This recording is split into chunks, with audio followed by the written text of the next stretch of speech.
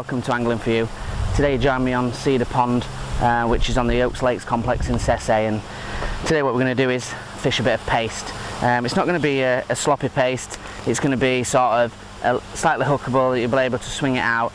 It's great for those top kit or top 2+2 like I'm going to do, or down the edges. Just quick, easy to flick out, you know, and it's straight onto the action. Now I'm not actually going to use paste mixers per se. I'm going to use green swim stem and the halibut and marine. Both of these mixed together for me make a fantastic paste if I'm swinging it out. If I'm tend to use a sloppier paste, I like the Son & Baits 1-to-1 or the Method and paste mix. They're also great. Or obviously if the fibre paste, if you're going to cast for distances, if you check that out, that's on my Waggler paste video, is the fibre paste. So paste couldn't be really easier to make really. You can measure it into tubs. I like to do it by eye, depending on obviously how much. The thing that most people do when they're face fishing is always make too much paste, but that's dependent on how long you're fishing. So always start with water in your bait bucket first, because it's easy to add the powder to get the right consistency. Now what I'm going to do is a 50-50 blend of both of these. So I'll start with the swim stem. So I'm just covering the top of the water with that really, and then same with the marine halibut.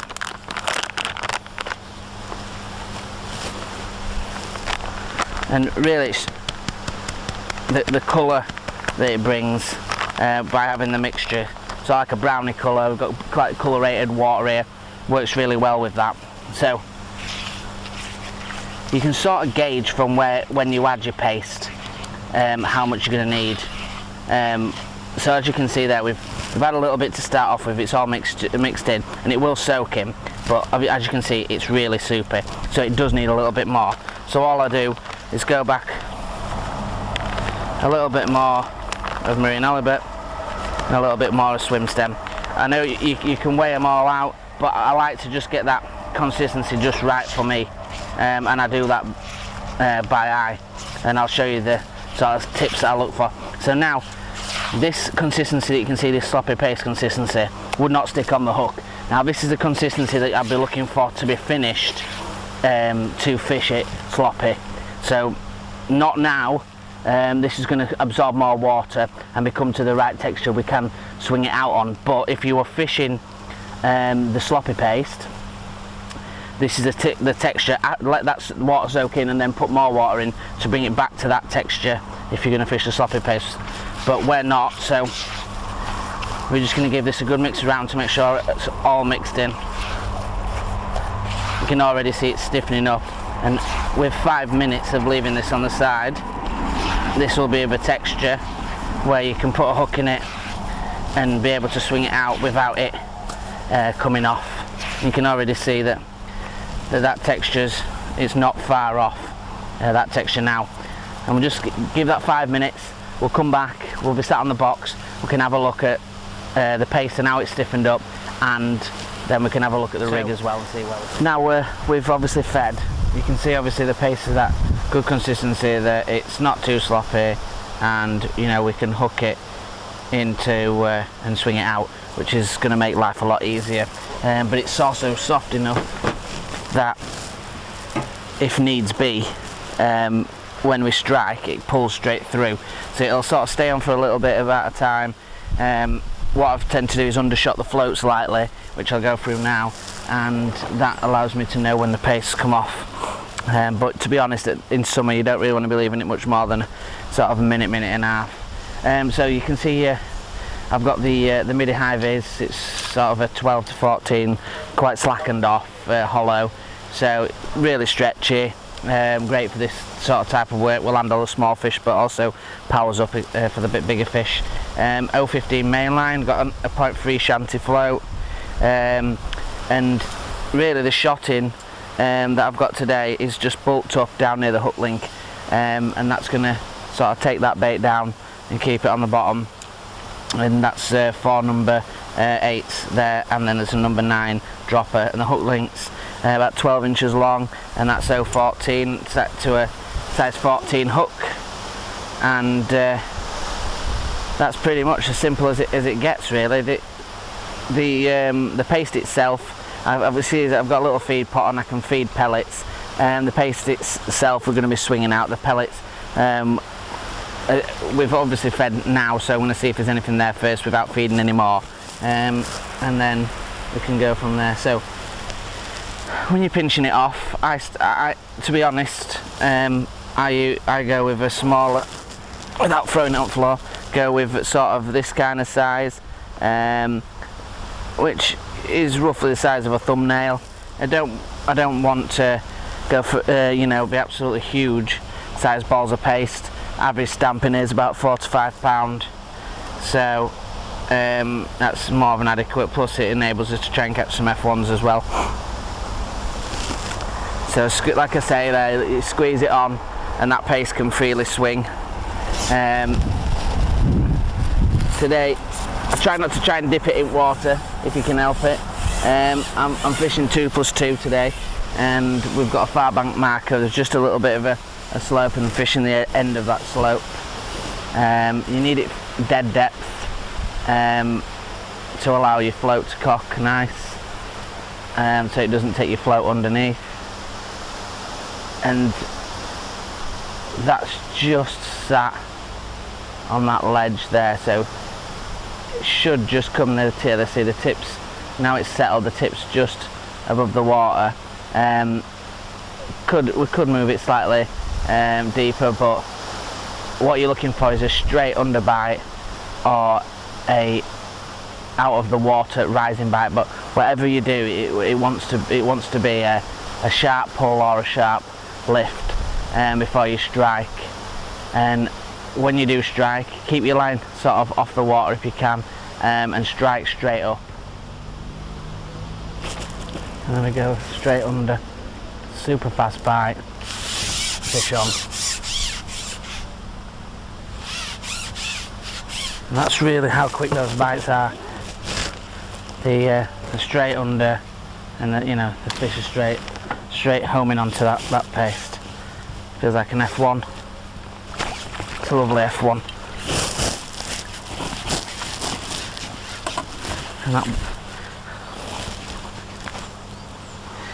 this is the sort of kind of species that we're aiming for today, and you can see that he really wanted it. I'll just get hook. There we go. Just in the corner of the mouth.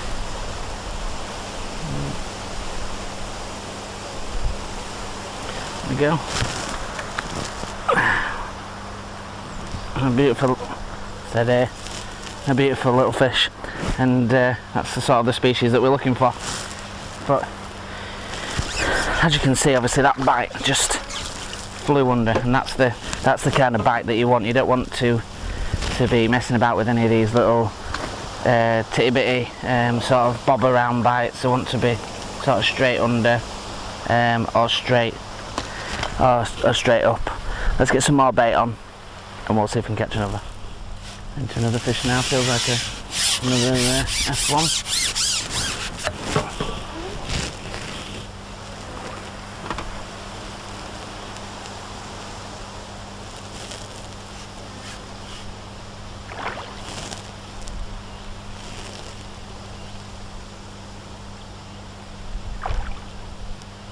See, this is a lovely midi high vis. It's fantastic and supple, but yet, if needs be, you can strip it down and it becomes a lot stronger.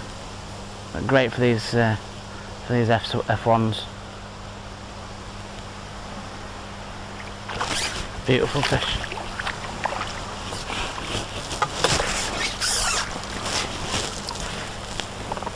Oh, it's actually a common. Nice fish. It's perfectly lip hooked.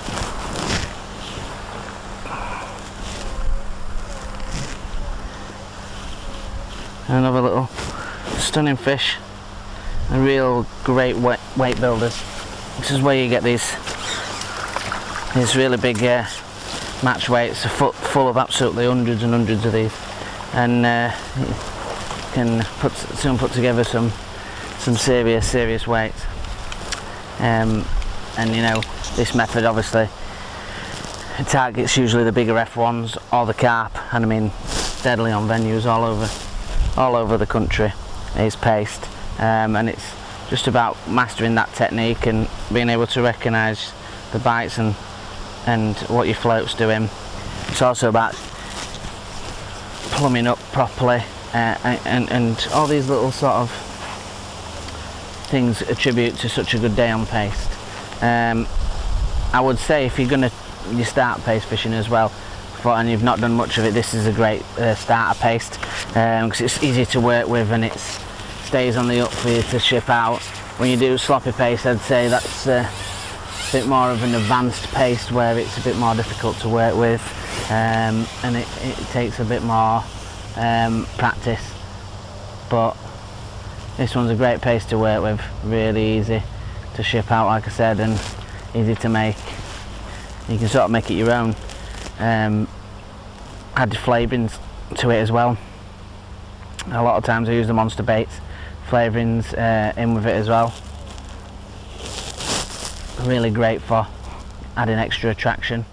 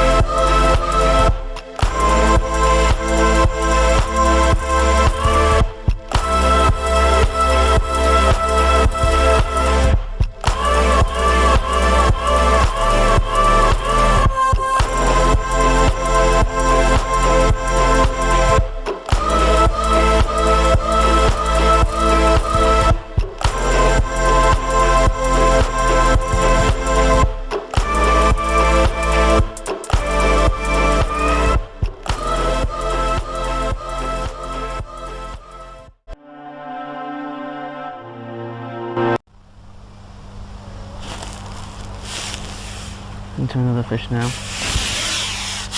Goes like another F1.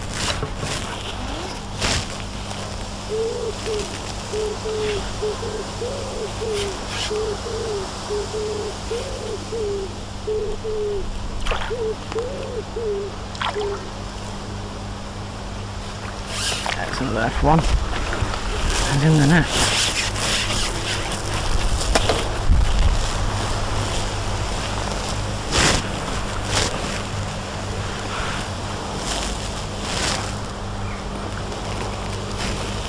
Nice little fish.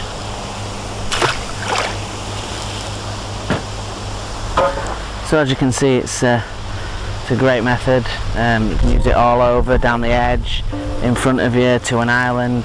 It's such a versatile paste and really easy to use, so give it a try.